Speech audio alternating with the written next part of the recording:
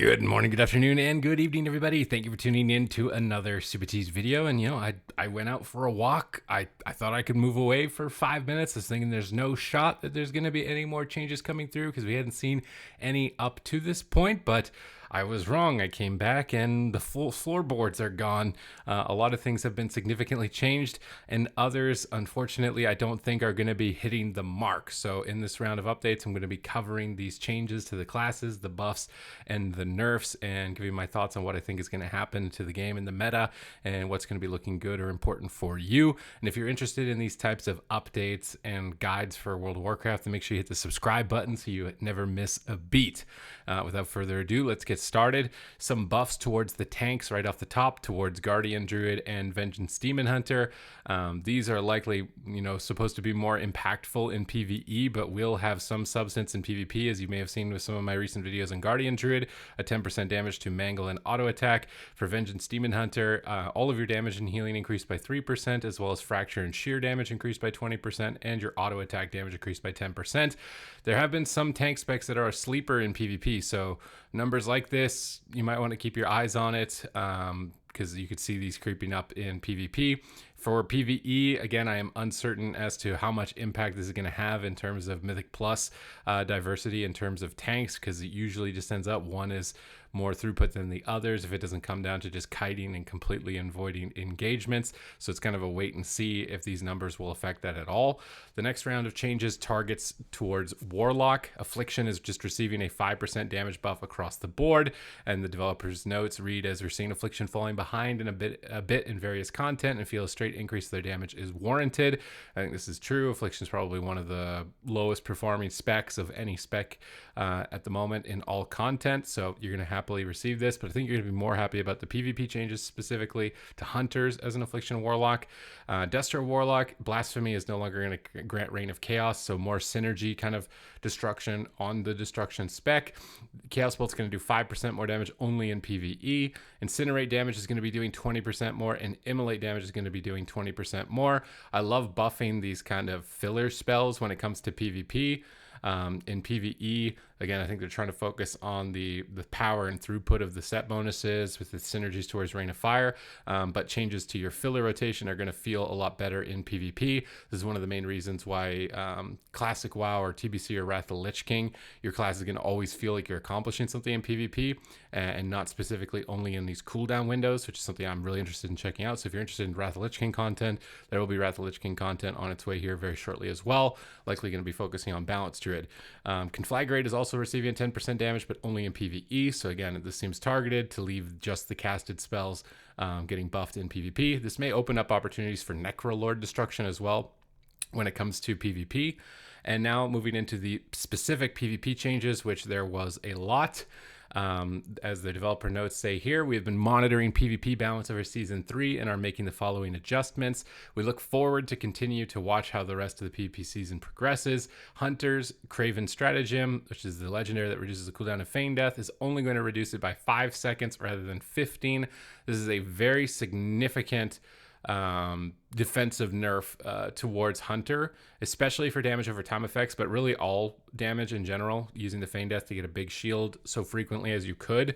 This is one of the bigger defensive nerfs to a class that, aside from countering damage over time effect classes, didn't have the best defense, whereas other classes like the Flow of Time Conduit effectiveness reduced by 50% for mages in PvP, which is I think the blink cooldown, and then Netherwind Armor only being a 10% crit reduction down from 15 is very kind of slap on the wrist, really minor in comparison, especially with how tanky and durable mages are.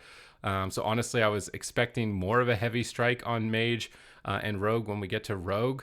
I do think this change is something that's good for the game to kind of incorporate more archetypes and playstyles for damage over time effects from the Hunters, but I would have liked the tankiness of other classes to come down a bit as well, especially considering they address burst damage, where reducing survivability probably wouldn't have made sense. They're addressing burst damage, so bringing survivability down with that burst damage on specs that was too high would have made sense. This is targeting the right things. I just don't know if the value is enough.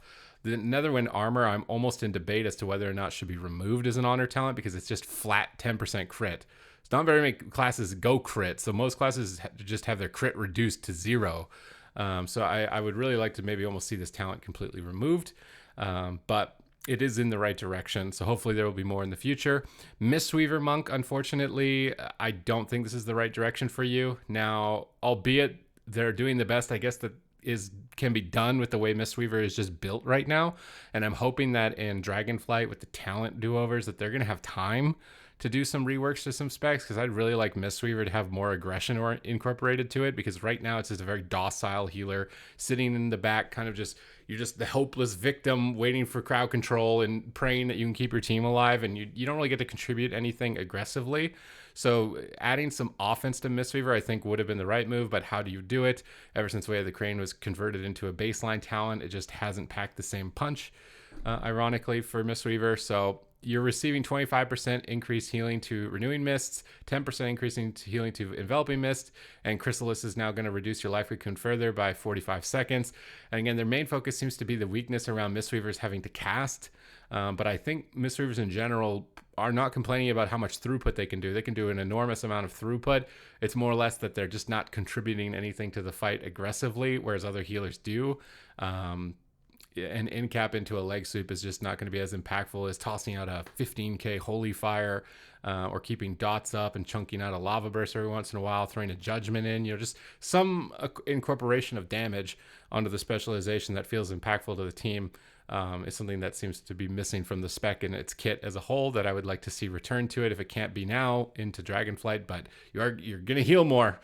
It was already what you're good at, but you're going to heal more now. Ret Paladins finally getting a little bit of retribution, because some of their burst damage is going to be coming down. Templar's Vindication Conduit now causes Templar's Verdict to deal an additional 15% damage, down from 30%, so a 50% nerf on that conduit.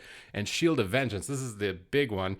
Shield of Vengeance damage has been reduced by 40% in PvP combat. This is the one where when a Ret Paladin and another class went head-to-head in a clash, and that Shield of Vengeance popped, you were getting hit for like 35k plus with this Shield of Vengeance. So huge burst nerfs to Ret Paladin. This is what I mean, targeting these burst moments that were way too high.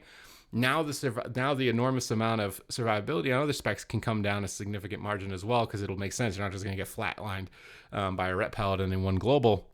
So bringing down survivability on Mage and Rogue, I think would have made, specifically Outlaw Rogue, I should say, would have made more sense along with these changes. Maybe we're going to see a bit of a meta shift with more Affliction Warlocks if they're not getting one-tapped, and there's a lot of other nerfs coming in for other classes as well. For Holy Priest, mana regeneration going to be nerfed further 5% to 65% in PvP combat. Chastise is getting nerfed. Again, targeting the right spell. I don't think targeting it in the right way. Reducing the duration of it does not help out with how it's interacting in PvP. I think targeting the range would have been a lot better and more appropriate. Even with a 3-second Chastise, the priest is still going to be able to get to you to fear. And the stun being shorter means kill windows are in the stuns and non-RMP comps is going to be a little bit more frustrating. I would have much rather see the range reduced, so Holy Priest had kind of compromised their positioning to get stuns, because having the stun is cool, but being able to just get it from such a long distance, that's some of the problems with Outlaw Rogue as well, with its crowd control just being so long range. It's tough to even be able to interact with it. So again, targeting the right stuff, just don't know if it was in the right way.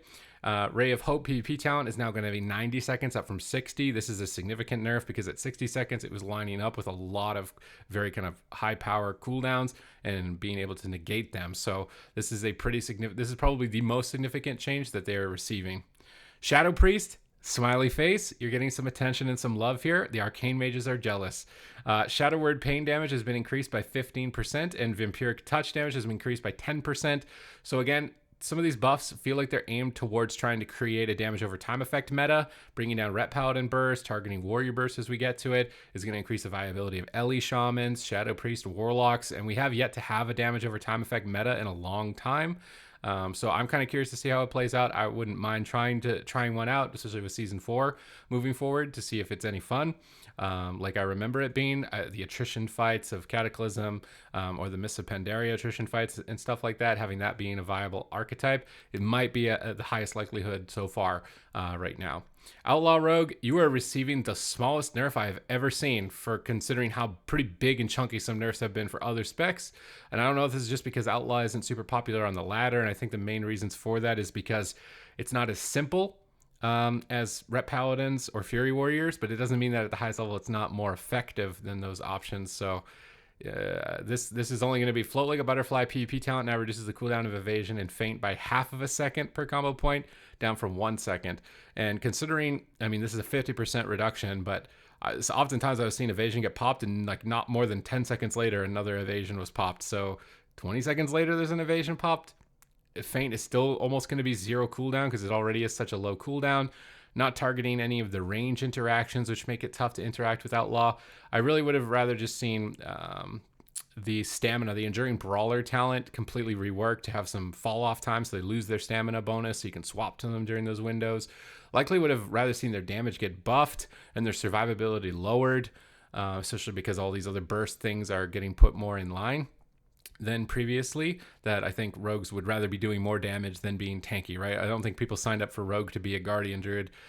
So I'm really surprised that Outlaw receives kind of another slap on the wrist. Same thing with Mage. If anything, Holy got the most, but to be fair, Holy's like the most represented healer. So it's more than fair there. Again, targeting the right things, I just don't know if it's going to be enough. Although we have complained in the past as a community about wanting small changes over time, it's just they got to keep happening, right? So some of these seem like they're much closer to the exact ballpark of what I think would be good for those classes.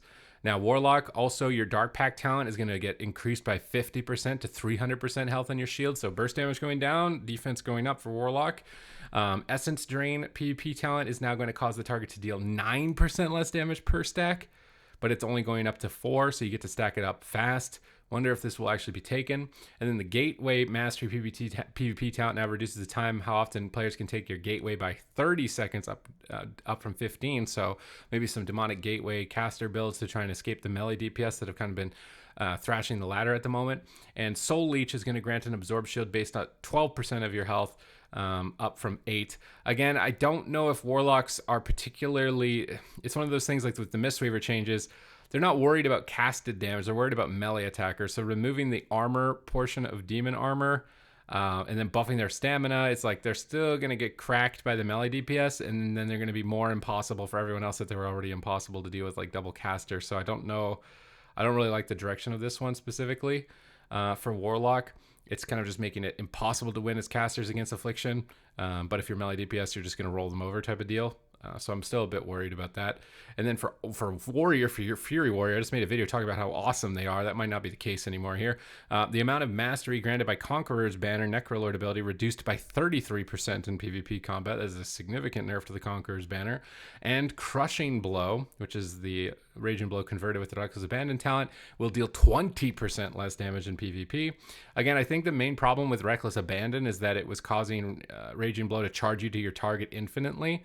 I think putting a cooldown on the number of charges would have been a better nerf than nerfing its damage flat right, because more likely than not, you're going to drop this and then your mobility is going to be really low.